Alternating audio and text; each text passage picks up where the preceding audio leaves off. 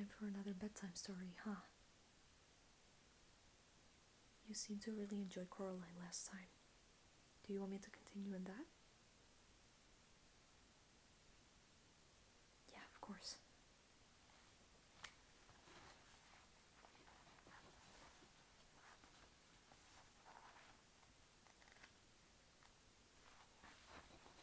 Here we go. The next day the sun shone, and Coraline's mother took her into the nearest large town to buy clothes for school. They dropped her father off at the railway station. He was going into London for the day to see some people. Coraline waved him goodbye. They went to the department store to buy the school clothes. Coraline saw some day-glow green gloves she liked a lot. Her mother refused to buy them for her, preferring instead to buy white socks, navy blue school underpants, 4 grey blouses, and a dark grey skirt. But Mom, everybody at school's got grey blouses and everything. Nobody's got green gloves. I could be the only one. Her mother ignored her. She was talking to the shop assistant. They were talking about which kind of sweater to get for Coraline, and were agreeing that the best thing to do would be to get one that was embarrassingly large and baggy, in the hopes that one day she might grow into it. Coraline wandered off and looked at a display of Wellington boots shaped like frogs and ducks and rabbits. Then she wandered back. Coraline? Oh, there you are. Where on earth were you? I was kidnapped by aliens, said Coraline. They came down from outer space with ray guns, but I fooled them by wearing a wig and laughing in a foreign accent, and I escaped. Yes, dear. Now, I think you could do with some more hair clips, don't you? No. Well, let's say half a dozen, to be on the safe side, said her mother. Coraline didn't say anything. In the car on the way back home, Coraline said, What's in the empty flat? I don't know. Nothing, I expect. It probably looks like our flat before we moved in. Empty rooms. Do you think you could get into it from our flat? Not unless you can walk through bricks, dear. Oh. They got home around lunchtime. The sun was shining, although the day was cold. Coraline's mother looked in the fridge and found a sad little tomato and a piece of cheese with green stuff growing on it. There was only a crust in the bread bin. I'd better dash down to the shops and get some fish fingers or something, said her mother. Do you want to come? No, said Coraline. Suit yourself, said her mother, and left. Then she came back and got her purse and car keys and went out again. Coraline was bored. She flipped through the book her mother was reading about native people in a distant country. How every day they would take pieces of white silk and draw on them in wax, then dip the silks in dye, then draw on them more in wax and dye them some more, then boil the wax out in hot water, and then finally throw the now beautiful cloths on a fire and burn them to ashes. It seemed particularly pointless to Coraline. Sorry for the car noises. I guess someone's up really early. Or late. There they go. But she hoped that the people enjoyed it. She was still bored, and her mother wasn't home yet. Coraline got a chair and pushed it over to the kitchen door. She climbed onto the chair and reached up. She got down, then got a broom for the broom cupboard. She climbed back on the chair again and reached up with the broom. Chink. She climbed down from the chair and picked up the keys. She smiled triumphantly. Then she leaned the broom against the wall and went into the drawing room. The family did not use the drawing room. They had inherited the furniture from Coraline's grandmother, along with a wooden coffee table, a side table, a heavy glass ashtray, and the oil paintings of a bowl of fruit. Coraline could never work out why anyone would want to paint a bowl of fruit. Other than that, the room was empty. There were no knickknacks on the mantelpiece, no statues or clocks, nothing that made it feel comfortable or lived in. The old black key felt colder than any of the others. She pushed it into the keyhole. It turned smoothly, with a satisfying clunk. Coraline stopped and listened. She knew she was doing something wrong, and she was trying to listen for her mother coming back, but she heard nothing. Then Coraline put her hand on the doorknob and turned it, and finally she opened the door. It opened onto a dark hallway. The bricks had gone as if they'd never been there. There was a cold, musty smell coming through the open doorway. It smelled like something very old and very slow. Coraline went through the door. She wondered what the empty flat would be like, if that was where the corridor led. Coraline walked down the corridor uneasily. There was something very familiar about it. The carpet beneath her feet was the same carpet they had in her flat. The wallpaper was the same wallpaper they had. The picture hanging on the wall was the same that they had hanging in their hallway at home. She knew where she was. She was in her own home. She hadn't left. She shook her head, confused. She stared at the pictures hanging on the wall. No, it wasn't exactly the same. The picture they had in their own hallway showed a boy in old-fashioned clothes staring at some bubbles. But now the expression on his face was different. He was looking at the bubbles as if he was planning to do something very nasty indeed to them. And there was something peculiar about his eyes.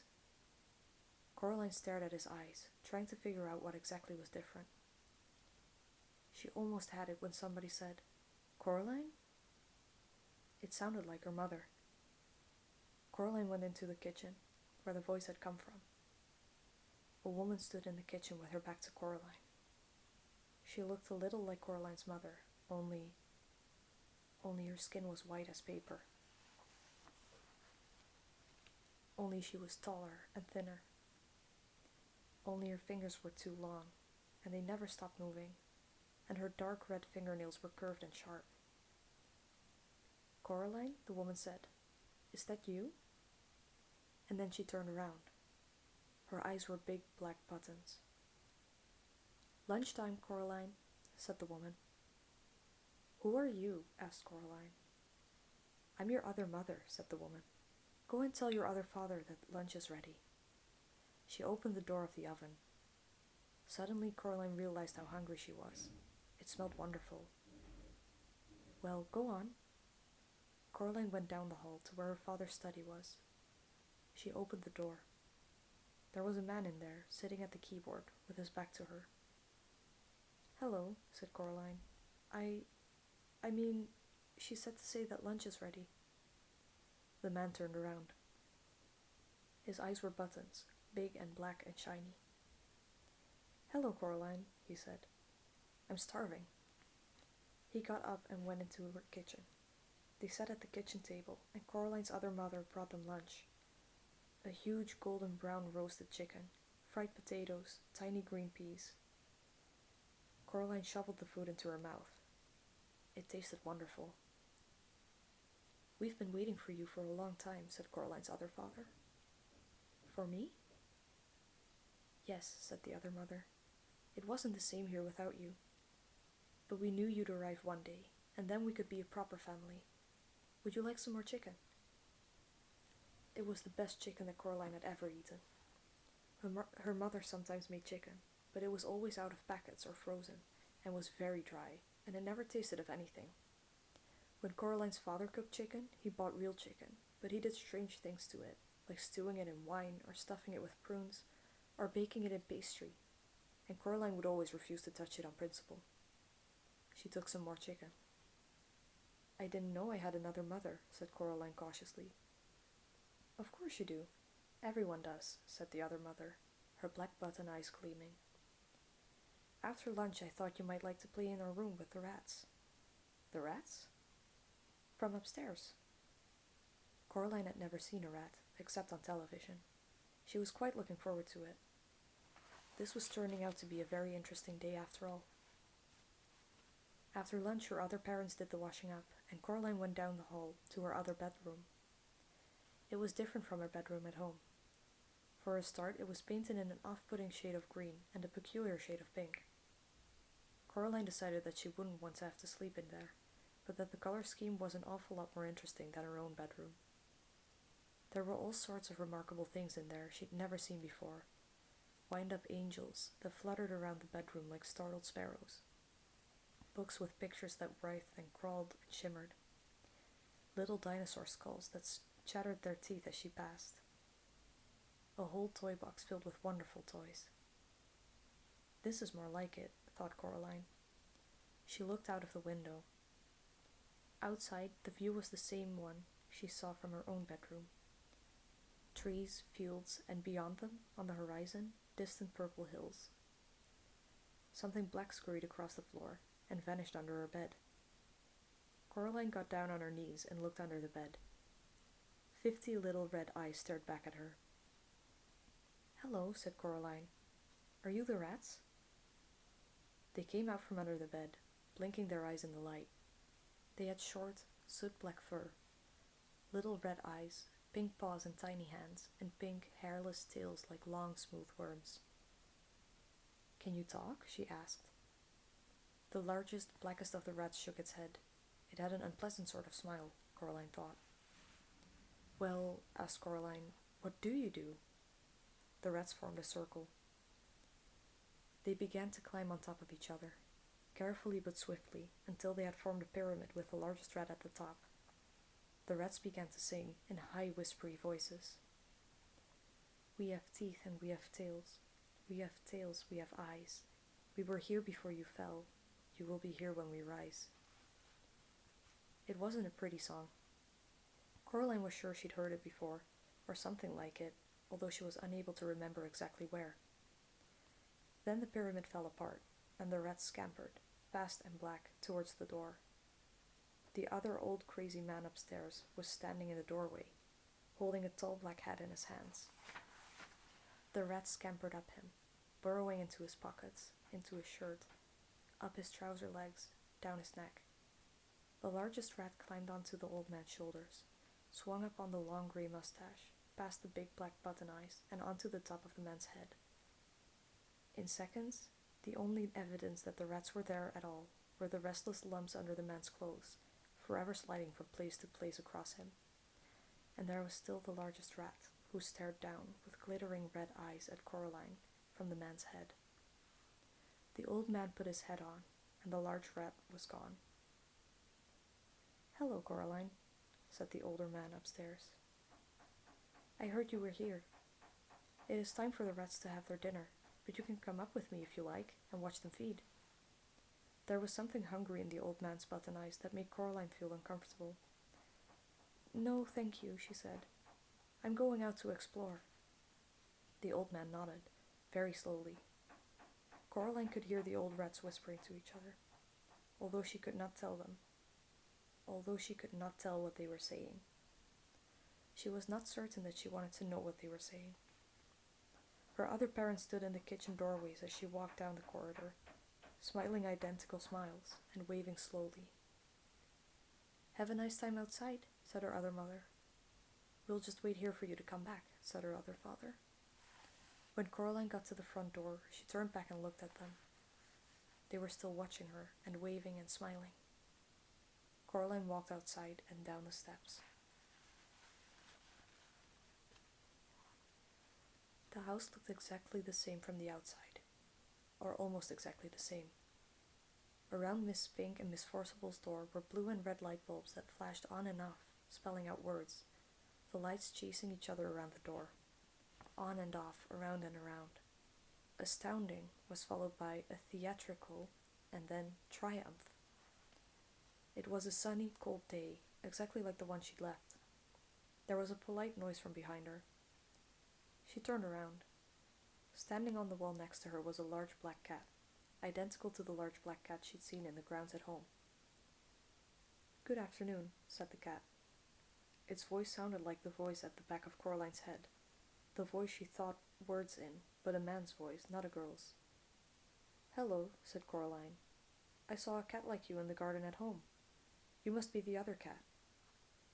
The cat shook its head. "No," it said. "I'm not the other anything. I'm me." It tipped its head to one side. Green eyes glinted. "You people are spread all over the place. Cats, on the other hand, keep ourselves together, if you see what I mean." "I suppose. But if you're the same cat I saw at home, how can you talk?" "Cats don't have shoulders, not like people do." But the cat shrugged. in one smooth movement that started at the tip of its tail and ended in erased movements of its whiskers. I can talk. Cats don't talk at home. No, said the cat. No, said Coraline. The cat leaped smoothly from the wall to the grass near Coraline's feet.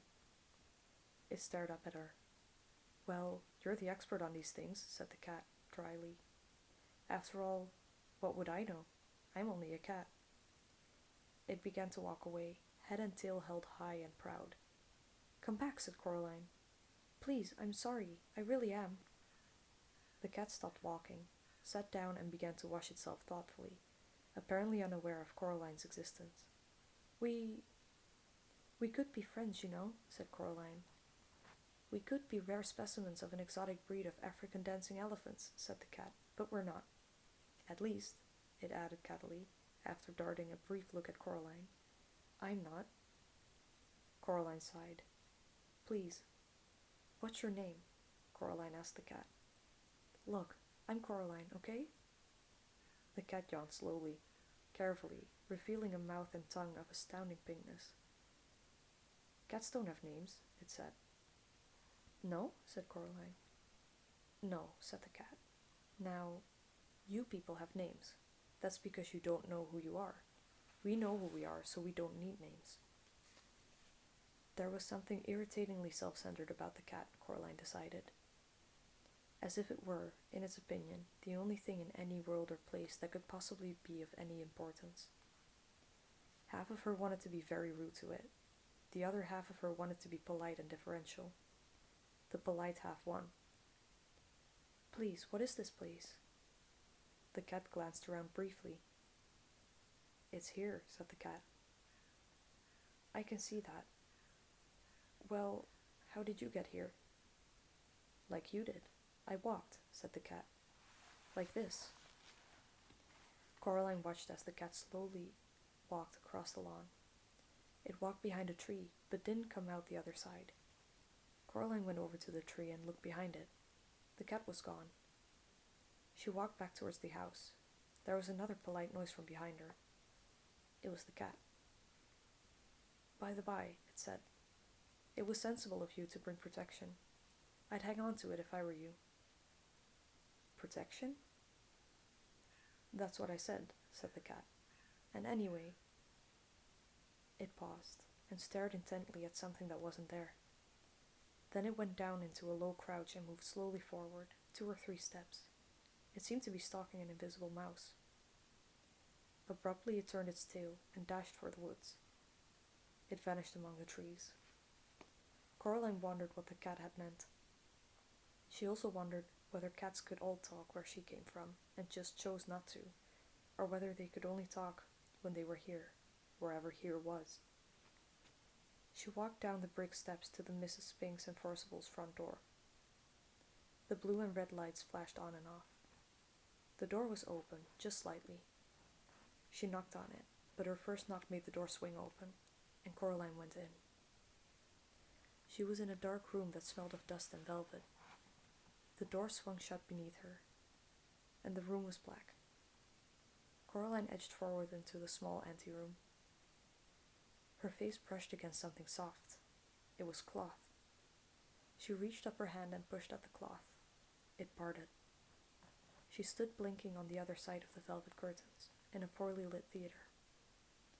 Far away, at the edge of the room, was a high wooden stage, empty and bare, a dim spotlight shining onto it from high above. There were seats between Coraline and the stage, rows and rows of seats. She heard a shuffling noise, and a light came towards her, swinging from side to side. When it was closer, she saw the light was coming from a flashlight being carried in the mouth of a large black Scotty dog, its muzzle grey with age. "Hello," said Coraline. The dog put the flashlight down on the floor and looked up at her. "Right. Let's see your ticket," he said gruffly. "Ticket?" "That's what I said. Ticket. I haven't got all day, you know. You can't watch the show without a ticket." Coraline sighed. "I don't have a ticket," she admitted. "Another one," said the dog gloomily. "Come in here, bold as anything. Where's your ticket? Haven't got one. I don't know. It shook its head, then shrugged. Come on then. He picked up the flashlight in his mouth and trotted off into the dark. Coraline followed him.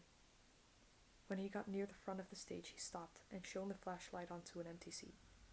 Coraline sat down, and the dog wandered off,